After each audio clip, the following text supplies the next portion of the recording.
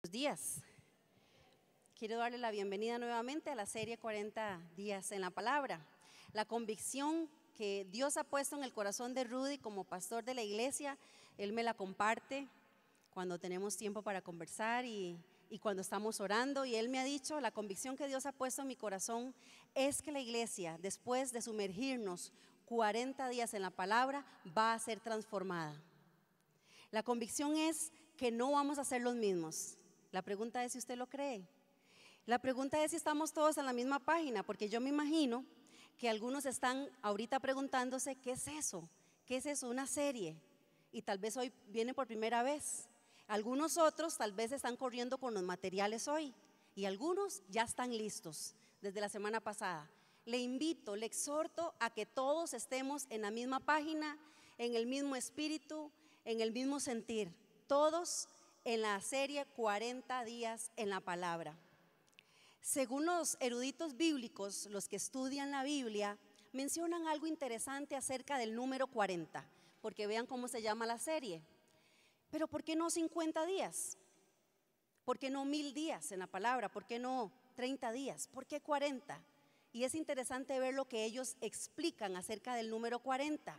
Y ellos dicen que cuando la Biblia, que por cierto se menciona en más de 100 ocasiones el número 40, ellos dicen que alude a momentos claves en la vida de algún personaje bíblico en el pueblo de Israel, momentos claves.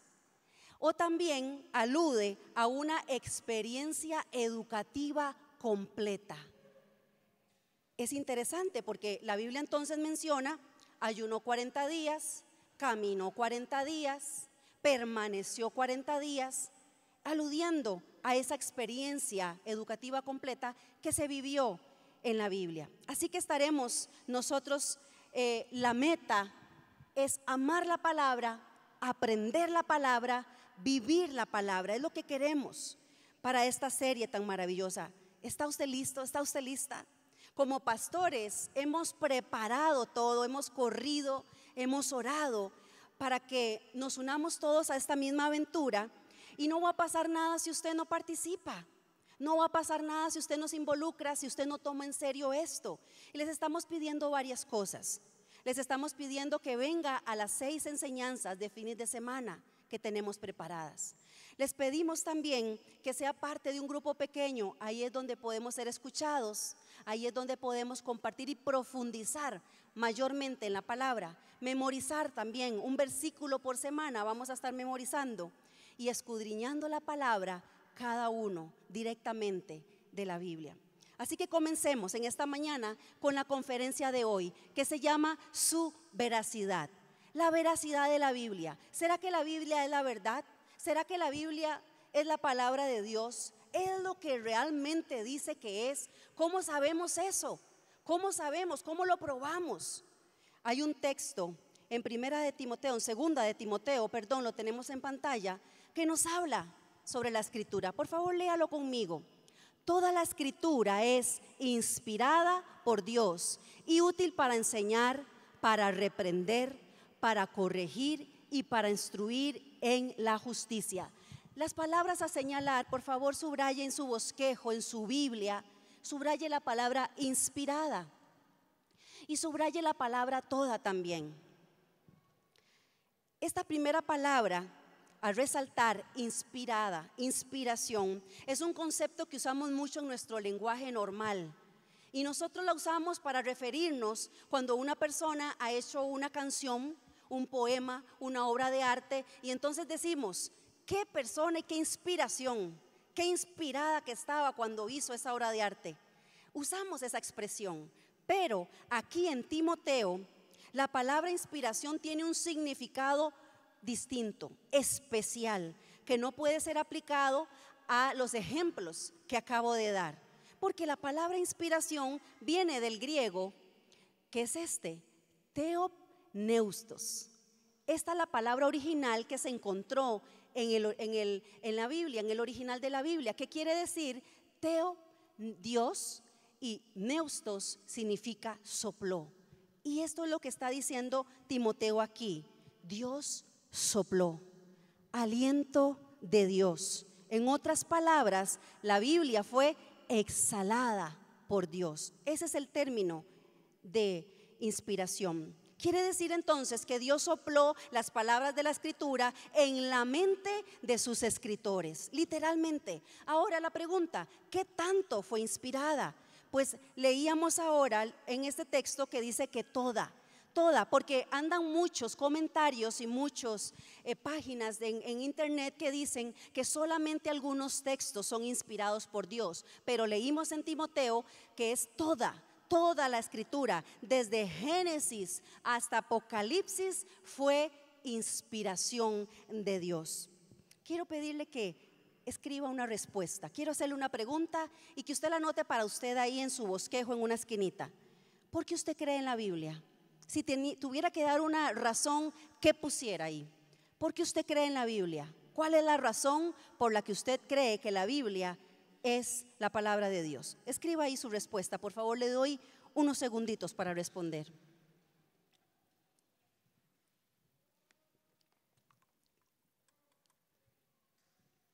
Se realizó una encuesta en varias iglesias a pueblo cristiano, a pueblo evangélico, y se les hizo esta misma pregunta. Se les preguntó por qué creer y confiar en la Biblia. ¿Es verdad que es la palabra de Dios? Y fue muy interesante las respuestas que las personas dieron. Dieron un tipo de respuesta que podríamos llamar subjetiva, una respuesta que fue a la luz de la experiencia personal. Son respuestas que fueron guiadas por la tradición familiar. Fueron estas respuestas. Unos dijeron, yo creo en la Biblia porque creo que es la palabra de Dios. Simplemente, yo creo que es la palabra de Dios. Otros dijeron, yo creo porque eso fue lo que me enseñaron mis papás. Eso fue lo que yo aprendí de mis abuelos. Entonces es lo que simplemente me enseñaron. Y otras personas contestaron esto, yo creo en la Biblia porque me ha cambiado la vida. Son respuestas subjetivas. Son opiniones meramente personales. Ahora, no son respuestas incorrectas, no están mal, pero carecen de validez y de un sustento científico. Quiero pedirle que ahora observe su respuesta. ¿Cuál fue? ¿Cómo fue? ¿Qué contestó usted? ¿Puso una razón subjetiva? ¿Puso una razón más bien objetiva, válida? ¿Estaremos preparados nosotros para hablar de la Biblia? Porque como creyentes en estos tiempos tan complicados que estamos viviendo, nosotros no le podemos llegar a las nuevas generaciones con argumentos personales, con opiniones nuestras. No podemos llegarle a nuestros hijos, a nuestros nietos, a los jóvenes, a la generación posmoderna con este tipo de argumentos. Tenemos que ir más allá, tenemos que pasar a otro nivel de convicción de la palabra. ¿Es o no es la palabra de Dios? Tenemos que aprender a alimentarnos nosotros mismos de ella. Y esa es una de las metas que tenemos con esta serie de 40 días. En la palabra, la Biblia tiene la capacidad de demostrar que es verdadera. La Biblia tiene pruebas fieles, universalmente aceptadas, documentadas, avaladas científicamente para demostrar que es lo que es. Y es que la Biblia no es un libro más, no es un libro normal. Y por eso en esta mañana rápidamente quiero compartir con ustedes 5 razones por las que podemos confiar en la Biblia, pero razones objetivas, razones de peso, de validez científica. Podemos confiar en la Biblia porque la Biblia es verdad históricamente, también porque la Biblia es verdad científicamente. La Biblia tiene verdad profética, la Biblia tiene una unidad temática y la Biblia, la otra razón, la quinta, es que ha sobrevivido a todo, a todo. Empecemos con la primera razón, una razón objetiva de que la Biblia es verdad es esta, por su veracidad histórica. Histórica es la palabra completar.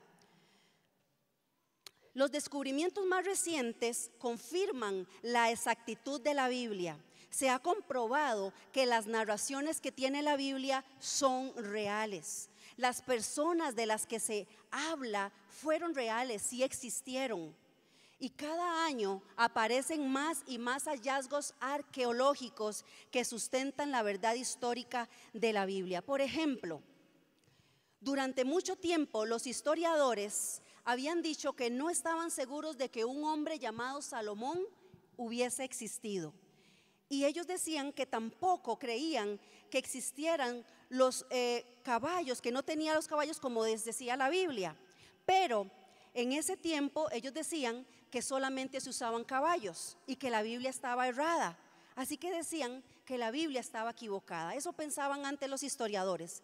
Hasta que en Meguido, en una ciudad de Israel, descubrieron un hallazgo arqueológico. Descubrieron una de las ciudades de los carros de Salomón con miles y miles de establos de caballos. Así que de nuevo se probó que la Biblia estaba en lo correcto. Otro ejemplo histórico es el imperio de los hititas.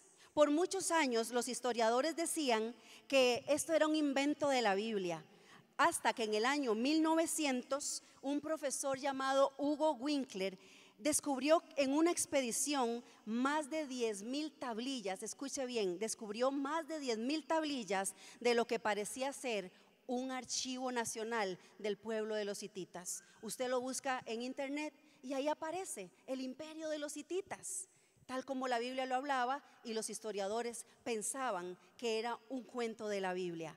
Otro ejemplo más de la veracidad histórica de la Biblia lo constituye que en los libros bíblicos leemos acerca de lugares, de historias que nosotros podemos constatar ahora con nuestros propios ojos. Y lo pudimos hacer nosotros en nuestro pasado viaje hace un año a Israel. Ahí estuvimos en lugares que la Biblia menciona, que ningún otro libro lo hace, y ahí estaban el estanque de Betesda, estuvimos en el Gólgota, detalle que me fascinó ver cómo la palabra le llama el monte de la calavera. Y cuando uno puede ver el monte de la calavera a cierta distancia, se dibuja un rostro como de una calavera. Ahora ya se ha erosionado y se ha desdibujado, pero están las fotografías y se ve cómo la palabra le había llamado de esta manera, porque en ese momento era conocido como el monte de la calavera. Hay detalles asombrosos que podemos descubrir en la palabra de Dios. Lo vimos en diferentes relatos, detalles encontrados. Veamos en pantalla algunas edificaciones, algunos lugares que han sido encontrados gracias a la arqueología moderna. Uno de ellos es la ciudad de Gabaón, mencionada en las Escrituras. También están los restos de la ciudad marítima de Cesarea. Impresionante este lugar. El túnel de Ezequiel que habla la Biblia también existe, fue hallado. El segundo templo de Herodes el Grande, están las ruinas. También hemos podido ver los hallazgos del templo de Siquem, que fue mencionado en las Escrituras allá en Jueces capítulo 9. El Areópago de Pablo se encuentra también donde Pablo estuvo. El teatro de Atenas, donde se hacían los disturbios. El pozo de Siloé, donde el hombre ciego fue encontrado. Y ahí siguen los hallazgos. Cada vez más se encuentran lugares que históricamente la Biblia describe. Es asombroso, es maravilloso. Tenemos un amigo en Estados Unidos que él realiza viajes turísticos a Israel todos los años. Y cada año se ha dedicado a conseguir objetos de la época bíblica. Y tiene su segundo piso de la casa, es un museo lleno de estos objetos. Y cuando él empieza a describir, uno realmente llora de ver detalles históricos de la palabra en esos objetos. Por ejemplo, nos mostraba las monedas posibles que tenía la viuda pobre que entregó todo. ¿Se acuerda esa historia? Y él nos enseñó, era una moneda más sencilla, pequeña, muy borrosa, y decía, estas pueden ser las posibles monedas. El broche que usaban los del ejército de los romanos, los clavos con los que crucificaban a las personas, y él empieza a detallarnos y vemos cómo la palabra da detalles asombrosos que históricamente han sido comprobables. Y es maravilloso ver cómo el Señor nos ha dado una palabra con esa veracidad histórica. El siguiente texto nos dice esto: la hierba se seca, la flor se marchita, pero la palabra de nuestro Dios permanece para siempre. Todo va a pasar menos su palabra. La segunda prueba objetiva de que la Biblia es verdad es por su veracidad científica. La Biblia es verdad científicamente. Y la Biblia, la razón por la que es precisa científicamente, se debe a que las leyes del universo fueron inventadas por Dios. La Biblia ciertamente no es un libro de ciencias, ni tampoco usa un lenguaje científico, pero sí siempre ha estado adelantada a la ciencia. Hay conceptos mencionados en la Biblia que se han descubierto 100, 200 y hasta 300 años después. El hombre los descubrió después, pero ya Dios lo había dicho. Un ejemplo: por miles y miles de años se creía que la tierra era plana. ¿Se acuerda? Cuando la humanidad pensaba que la tierra era plana, hasta que Copérnico, Galileo, Cristóbal Colón demostraron lo contrario. Demostraron que la tierra es una esfera y es redonda. Pero ya Dios lo había dicho. Lo había dicho en Isaías 40:22. En la versión Reina Valera dice esto: Él está sentado sobre el círculo de la tierra. Ya Dios lo había dicho miles de años atrás, antes de que la humanidad lo descubriera. La Biblia es verdad científicamente. 2600 años atrás, mucho antes de que estos hombres lo supieran, cuando esto se escribió y nadie lo creía, ya Dios lo había dicho. Maravilloso. Otra razón o otro ejemplo lo constituye que durante muchos años se creía que la tierra estaba sostenida por algo.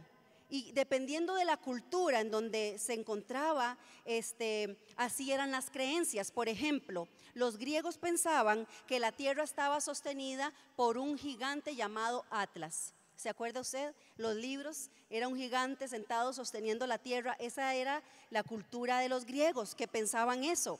Los hindúes, por ejemplo, pensaban que la tierra estaba sostenida por elefantes. Y ellos pensaban que cuando los elefantes se movían, eso era lo que producían los terremotos en la tierra. Por ejemplo, los egipcios creían que la tierra estaba sostenida por pilares, por columnas. Todo esto está en las enciclopedias. Usted lo puede constatar. Pero en el libro de Job, el libro más antiguo de la Biblia, en el capítulo 26, verso 7, vea lo que el Señor había dicho: Dios extiende el cielo sobre el vacío, sobre la nada tiene suspendida la tierra. Ya el Señor lo había dicho. La tierra está suspendida de la nada. Nada la sostiene. Él la creó así. Y son evidencias científicas que la Biblia nos demuestra que es inspiración de Él. ¿Quién se lo dijo a Job? Fue inspiración del Señor. Otro ejemplo: por muchos años la ciencia aceptó que solo habían 1000 estrellas en el cielo y que se podían contar. Eso pensaba la ciencia. Pero 2600 años atrás, Dios dijo en la Biblia, en Jeremías 33:22, lo siguiente: yo multiplicaré la descendencia de mi siervo David y la de los levitas, mis ministros, como las incontables estrellas del cielo y los granos de la arena del mar. Ya el Señor estaba diciendo: no van a contar las estrellas, ni lo intenten, porque son incontables. Glorioso nuestro Padre. Otro ejemplo: por muchos años la medicina creía que demasiada sangre en el cuerpo podría enfermar a las personas. Y entonces pensaban que para sacar cosas malas del cuerpo, para sacar enfermedades, había que sacar la sangre. Incluso un presidente de Estados Unidos llegó a morir desangrado, porque ese fue el tratamiento que le aplicaron, hasta que se desangró y murió. Pero hoy día se corrobora que cuando alguien está enfermo, le dan sangre. Le dan sangre porque ahora se sabe que la fuente de la vida está en la sangre. Dios lo había dicho en Levítico capítulo 17, verso 11. porque la vida de toda criatura está en la sangre. El hombre fue descubriendo, pero el Señor ya lo había dicho mucho tiempo antes. Y podríamos seguir dando muchas más áreas en biología y mostrar lo que la Biblia dice, en química, en medicina. Todo está en la Biblia. Nunca voy a olvidar esta frase que Rudy me enseñó cuando empezó a explicarme de la Biblia, allá cuando teníamos nuestros años mozos, 16, 17 años, que nos conocimos, y él empezó a enseñarme de la Biblia y siempre me decía esta frase: todo está en la Biblia. Y es cierto, el Señor todo lo dejó plasmado allí. Vamos a la tercera razón, una razón veraz, objetiva, de que la Biblia es la palabra de Dios, es por su veracidad profética. La Biblia es verdad proféticamente. Esto significa que las predicciones que la Biblia hace siempre se hacen realidad. Las predicciones de la Biblia se cumplen y se están cumpliendo una a una. La Biblia está llena de cientos y cientos de profecías, donde Dios dice: esto va a suceder así, esto va a suceder en este momento, en tal cual momento y de tal manera. Esas profecías ya se han cumplido como Él dijo, y algunas están por cumplirse. Hay más de 300 profecías en la Biblia acerca de Jesús, acerca del Mesías, que 1000 años antes de que naciera se habían dado, y por un periodo de 1000 años se fueron dando. 300 profecías decían cómo iban a ser, dónde iban a ser y cuáles iban a ser los detalles, y al 100% se cumplieron, comprobado por la historia. Cómo nació Jesús, todo se cumplió 100%. Ni Nostradamus cuenta con esa precisión profética.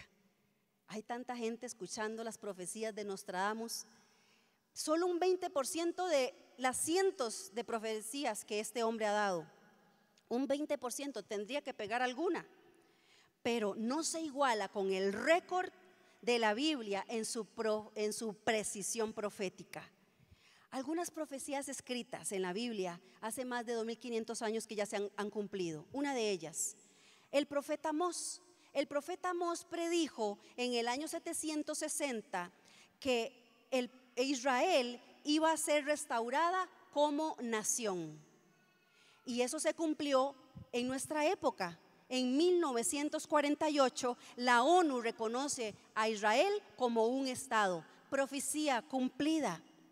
Otra profecía de la Biblia es la que se encuentra en Apocalipsis 11, capítulo 11, versos del 9 al 10, donde dice que ciertos sucesos se verían simultáneamente en vivo alrededor del mundo, en el mundo entero. Y hoy podemos entender eso. Antes no. Antes los creyentes no podían entender cómo es que algo se puede ver simultáneamente. Nosotros sí. Una profecía que se está cumpliendo a través de los satélites, a través de la tecnología, a través del celular. Hay cosas que pasan al otro lado del mundo que nosotros las vemos simultáneamente, en vivo. Todo ojo le verá, dice la palabra. Y es a través de la tecnología, profecía cumplida. Y estamos viendo muchas profecías cumplirse. Falsos profetas que se levantan diciendo cosas alarmantes. La Biblia lo dijo, y podríamos seguir dando muchas profecías, pero no es el punto de este mensaje meternos ahí solamente. Como un padre que ama a sus hijos, Dios nos advierte dónde está el peligro y nos revela su voluntad. Así que el propósito de las profecías no es aterrorizar a nadie, a ninguna persona, sino que es para que nosotros reconozcamos que existe un Dios todopoderoso, quien nos demuestra su grandeza, su señorío a través de su palabra. ¿Cuántos lo saben? Amén. Apocalipsis 22:6 dice lo siguiente: estas palabras son verdaderas y dignas de confianza. El Señor el Dios que inspira a los profetas ha enviado a su ángel para mostrar a sus siervos lo que tiene que suceder sin demora. La cuarta razón por la que la Biblia es veraz, es verdad, es por su unidad temática. La unidad temática de la Biblia. La Biblia tiene un solo tema. Hay un hilo teológico a través del libro de principio a fin. Hay un hilo conductor desde Génesis hasta Apocalipsis. Es el mismo tema de redención de la humanidad, del amor de Dios, de la restauración de Dios para el hombre. Eso es el tema unificado que tiene la Biblia. Pero veamos algunos datos importantes, interesantes, de que cómo solo Dios puede hacer esta unidad temática posible. Es imposible para el hombre. ¿Por qué? Porque la Biblia fue escrita en un lapso de 1600 años. Es un periodo de 1600 años muy largo. Todo ese tiempo se duró para escribir la Biblia. Ahora, también fue escrita por más de 40 autores diferentes, todos en edades diferentes, todos con profesiones diferentes, en etapas de vida distintas. La Biblia fue escrita en 3 continentes, no países, continentes diferentes. La Biblia fue escrita en 3 idiomas diferentes. Y la pregunta es, ¿cómo es que todos terminan en la misma historia? ¿Cómo es que todos los 40 escritores convergen en el mismo tema? Veamos el Corán. El Corán fue escrito por una persona. Las analectas de Confucio fueron escritas por Confucio. Los escritos de Buda fueron escritos por Buda. Se puede esperar que sean unificados. Un solo hombre las escribió. Pero la palabra de Dios fueron muchos escritores. Un solo autor, el Señor, pero muchos escritores. Solo Dios pudo haber hecho esto. Solo su gran poder. La Biblia va mucho más allá de esto que hicieron estos hombres. Fueron muchos lugares, muchas personas, muchos siglos, y sin embargo es un mismo tema.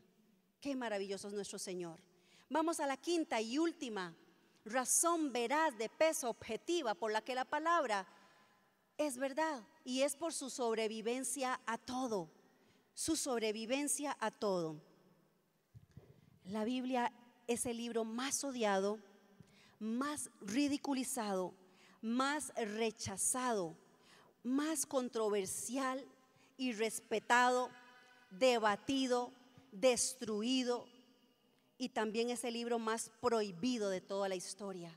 Algunos géneros musicales se dedican en sus conciertos a escupir la Biblia, a arrancarlo, a destrozarlo, a hacer sacrificios con este libro. ¿Por qué? Porque es la palabra de Dios. Con ningún otro libro hacen eso. La Biblia ha sido objeto de ataques siglo tras siglo tras siglo, y sin embargo sigue siendo el libro más leído, el libro más publicado, más traducido y más vendido alrededor del mundo, y sigue haciendo diferencia en la vida de quien lo lee, de quien lo ama, de quien lo aprende, de quien lo vive.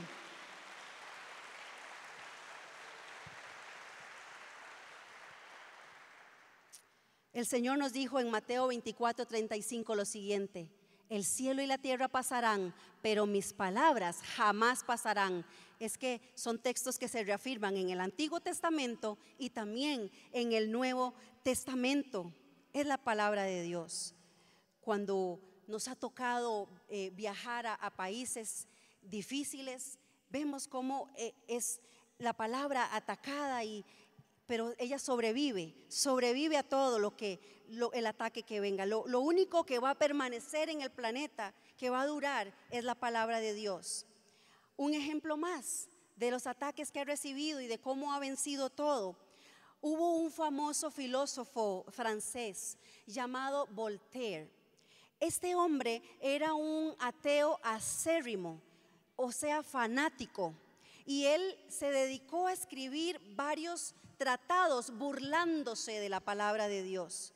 Hizo en una de esas una declaración muy fuerte y se hizo famosa, y él dijo: dentro de 100 años Cuando yo me muera, la Biblia será un libro olvidado. Pero ¿sabe usted qué pasó? ¿Qué sucedió? Después de que se murió Voltaire, su casa fue utilizada como una imprenta para hacer Biblias. Y su casa fue utilizada como una tienda para vender la palabra de Dios. Ahí donde él hacía sus declaraciones contra la palabra del Señor. Porque ella sobrevive a todos los ataques. Porque así el Señor lo estableció. En Primera de Pedro, capítulo 1, leemos lo siguiente. Nuevamente, la hierba se seca, todo lo pasajero, la flor se cae, pero la palabra del Señor permanece para siempre. Todo es pasajero, menos su palabra. ¿Cuántos dan gloria al Señor por este libro? Damos gracias a Dios verdaderamente por esta palabra. Hemos sido animados cuando hemos estado decaídos. La palabra nos ha levantado. Hemos sido también exhortados por el Señor, Él nos jala las orejas. Hemos sido restaurados con la palabra. Y no hay nada más que pueda transformar una vida como la palabra del Señor. Yo nunca voy a olvidar una de mis primeras experiencias con la palabra del Señor. Nuevamente allá en mis edades, hoy estoy recordando mucho mi época de juventud. Y cuando empecé a leer, estaba en mi primer amor, tenía esa hambre y esa sed de leer la palabra. Y recuerdo que un día llegué a un texto, llegué a Éxodo capítulo 20, versos 5. ¿Qué dice ahí la palabra? Ahí dice, yo soy un Dios celoso, no un Dios, yo soy Dios celoso. Y esas palabras fueron como que saltaron de las páginas. Fue como si cobraron vida. Soy Dios celoso. Fue como si pudiera escuchar audiblemente la voz de Dios hablándome, diciéndome algo. A partir de ese día no pude ser la misma, porque la palabra empezó a producir cambios en mi vida. Empezó a producir cambios en mis actitudes, en mi forma de pensar, en mi forma de vestir, en mi forma de hablar, porque el Señor me estaba diciendo, soy celoso de lo que ves, soy celoso de lo que hablas, soy celoso de cómo vistes, soy Dios celoso. Y nuestra vida es transformada a través de su palabra. Este libro te dice que tú no eres un accidente. Eso no nos lo va a decir el Señor de los Anillos. Este libro nos dice que existe un propósito para tu vida. Dios te dice, tengo un propósito para ti. Tienes que descubrirlo. Eso no nos lo va a decir Harry Potter. Este libro nos dice que Dios te creó para amarte. El Señor dice, quiero amarte, te amo, di lo mejor, mi hijo. Pero Paulo Coelho no nos va a decir eso. Este libro te dice que no importa el problema por el que estés pasando, Dios tiene una esperanza para ti que se llama Jesucristo. Y no lo va a decir los libros más famosos. Estoy mencionando libros muy leídos por las personas. El Código Da Vinci, Crepúsculo, son libros que la gente está leyendo, pero ninguno de ellos nos va a transformar y hablar como lo hace nuestro Señor. Por eso la pregunta es esta, en esta mañana: ¿cuál será la autoridad final para mi vida? ¿Cuál va a ser tu autoridad? ¿Con qué te vas a regir para tomar decisiones? ¿Con lo que te dicen los demás o con lo que te diga Dios en su palabra? ¿Cuál va a ser la autoridad final? Tristemente, sigo con estadísticas. Las sociedades bíblicas nos dicen que solo el 11% de los cristianos leen su Biblia todos los días, el 11%. Entonces, hagámoslo en términos acá de nuestra familia espiritual. Acá en Vida Abundante Heredia somos 1600. El 11%, ¿cuánto sería? 176 personas. De nosotros, de todo Vida Abundante, solo 176 personas leen la palabra de Dios todos los días.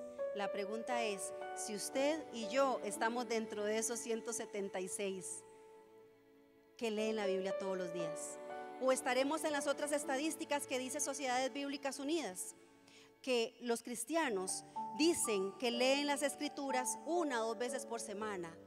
Otros dicen que cuando asisten a las reuniones hay gente que solo abre la Biblia cuando viene a la iglesia, cuando se presenta aquí. Es su único momento. ¿Estaremos dándole la importancia a la palabra? ¿Le estaremos dando la prioridad o solo cuando nos sobra el tiempo? Porque tenemos que asumir un compromiso con la palabra. Y 40 días en la palabra nos dice: volvamos a la Biblia, volvamos a la palabra. Tenemos tiempo para el Facebook, tenemos tiempo para las redes sociales, tenemos tiempo para WhatsApp, tenemos tiempo para tantas cosas que hay ahora, y no estamos teniendo el tiempo para que el Señor nos hable. Debemos volver a la palabra. Tengo aquí en la escenografía algunas Biblias, porque estaba notando la gran variedad, la gran facilidad que nosotros tenemos. Cuando nosotros nos toca compartir la palabra en cierto país, que no digo por razones de seguridad, cuando vamos tenemos que llevar las maletas llenas de Biblias, porque los muchachos allá nos dicen: traigan Biblias, necesitamos Biblias. Es un país comunista, es un país ateo, prohíben a los muchachos leer la Biblia, los profesores no se los permiten. Entonces ellos dicen: tráiganos Biblias y tráiganos focos, linternas, dicen ellos. Y nosotros les decimos: ¿cómo? No entendemos, ¿por qué quieren focos? Y ellos nos dicen: porque nosotros la tenemos que leer a escondidas. Nosotros, cuando ya todas las luces se apagan, nos ponemos debajo de nuestra cobija y ahí con la linterna o el foco leemos la Biblia. Y nosotros somos privilegiados con la variedad, todos los colores, todos los tamaños, todos los sabores. No, eso es otra cosa por allá. Tenemos una gran variedad para jóvenes, para niños, para hombres. Me encanta, la Biblia edición promesas, resalta las promesas. Esta Biblia dice: la Biblia en 90 días, con guías de estudio. Se nos facilita tanto. Se dice que para adquirir un hábito se necesitan 20 días. En 40 días no es que vamos a meternos solo en ese tiempo y ya. Es hacer el hábito, es crear un hábito para que después sigamos leyendo la palabra. Mi Biblia favorita, que me la regaló mi esposito hace años, la Biblia arcoíris, me encanta, porque esta Biblia, todos los versículos que hablan sobre fe están de un color. Todos los versículos que hablan de pecado están en un color. Entonces está llena de colores para facilitar el estudio de la palabra. Para las mujeres hay bellezas, hay lindas. Para los hombres hay unas Biblias hermosas. Para los que ya no leemos, también con letra gigante, para verla bien. Para los niños, para darles las historias, con personajes lindos. No hay excusa. Y con esta Biblia que tengo, los nuevos creyentes, ayuda a los nuevos creyentes. Y esta que tengo que agarrar un poquito de fuerza, para los que les gusta aprender y profundizar en la palabra. Biblias de estudio, para los que les gusta entrar. No hay excusa, tenemos todo, lo tenemos todo para empaparnos de la palabra de Dios. Por eso quiero pedirle que oremos y le pidamos al Señor hambre, le pidamos sed de su palabra. Dijo alguien por ahí, pongámonos de pie. Dijo alguien por ahí que para que haya un avivamiento es el Espíritu Santo más la palabra, porque la palabra es la leña. Porque la palabra, ¿cómo va a haber un avivamiento si no hay leña? Sin leña no hay fuego. Necesitamos la palabra en el corazón, en el corazón. Sin eso el Espíritu Santo no puede hablar. Esta mañana el Señor me inquietaba en algo. Estaba en un tiempito de oración en mi casa y el Señor me inquietaba, y yo estaba orando por el mensaje, por esta palabra, y el Señor me inquietaba con el corazón. Y yo le decía: Señor, ¿cómo podemos hacer para hacer una iglesia, un pueblo de la palabra? Y el Señor me mostraba que los corazones están muy llenos de cosas. Tenemos los corazones muy cargados. Entonces queremos obligar la palabra a entrar en un lugar que está completamente ocupado por otras cosas. Cargados, llenos de amargura, llenos de dolor por las cosas que nos pasan día con día. Corazones llenos de estrés. Corazones que se están inclinando hacia las cosas que este mundo ofrece, a pleitos, a contiendas. Y el Señor me indicaba que oráramos en este sentido para que nuestro corazón sea limpiado, para que nos arrepintamos y le digamos: Señor, perdón, porque nuestro corazón está lleno de muchas cosas y eso hace que tu palabra no pueda penetrar. Y quisiera que oráramos en esa dirección, que nos arrepintamos como iglesia y le pidamos perdón. Por favor, cierre sus ojos, con todo respeto se lo pido. Si usted quiere levantar sus manos y recibir del Señor y recibir del Espíritu Santo, Él está aquí. Él está aquí en medio de nosotros. Señor, gracias porque estás aquí.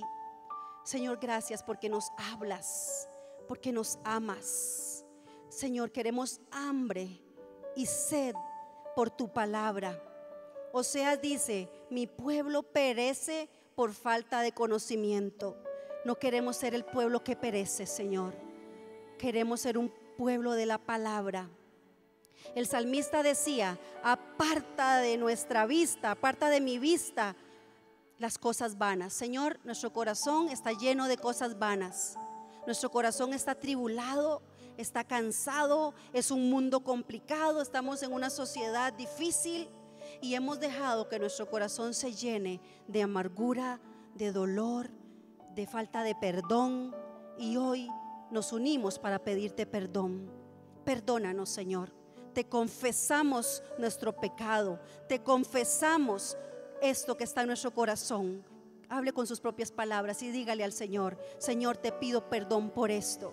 Perdóname, Señor, porque he tomado la palabra solo cuando tenga tiempo, cuando hay tiempo libre, y ahora quiero que sea una prioridad. Señor, en este momento oro por los sacerdotes de familia, por los varones, por los jefes de hogar, por los líderes espirituales de nuestra casa, porque tú les has dado cobertura especial, porque tú les has dado autoridad especial. Y en este momento, Espíritu Santo, empodéralos, empodéralos. Arde el fuego en ellos, arde la llama en ellos, que reúnan a su casa, a su familia, que reúnan a sus hijos alrededor de la Biblia. Señor, haz tu obra en nuestros hogares para que volvamos a la Biblia, Señor. Gracias porque tu palabra es verdad y lo vemos en la historia, en la ciencia, en la profecía. Gracias porque el tema es la esperanza para nosotros. Gracias por demostrarnos que va a permanecer para siempre.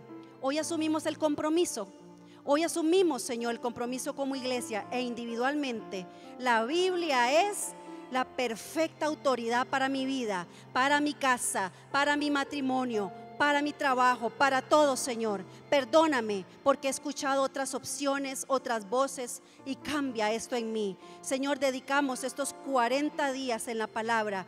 Séllalos para que podamos, Señor, escudriñar, meternos, amar, vivir, memorizar la palabra y ser transformados, Señor. Gracias, Padre, por amarnos tanto, para hablar con nosotros todos los días a través de este libro, Señor. Y ahora finalmente pedimos al Espíritu Santo. Levante sus manos y pida al Espíritu Santo. Señor, pedimos a tu Espíritu Santo para que nos lleve a toda verdad, para que nos ayude a amar la palabra. Usa, Señor, estos 40 días para ponernos en el camino correcto a cada uno de nosotros, individualmente y en el cuerpo de Cristo. Y empezamos, Señor, esta aventura contigo, amando la palabra. En el poderoso nombre de Jesús oramos. Amén y amén. Muchísimas gracias y que el Señor los bendiga.